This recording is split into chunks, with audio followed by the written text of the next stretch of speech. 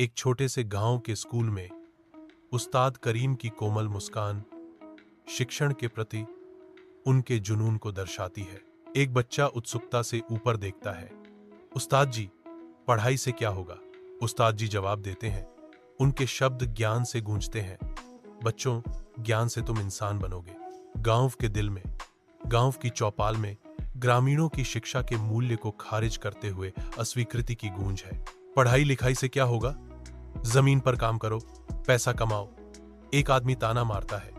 उसके शब्द धूप में नहाए धूल के कणों के बीच गूंजते हैं। उनकी कठोर अस्वीकृति सुनकर एक बच्चे का दिल डूब जाता है, क्योंकि वह चुपचाप स्कूल के लिए निकल जाता है। साल गुजरते हैं।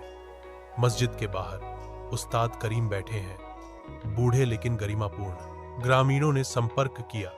उनके हाथ सम्मान में उन्हें छूने के लिए आगे बढ़ रहे थे।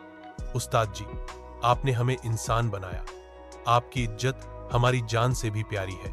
उस्ताद करीम धीरे से बोलते हैं। उनकी आंखें ज्ञान से भरी हुई हैं। बच्चों, ज्ञान की रोशनी हमेशा जलाए रखना।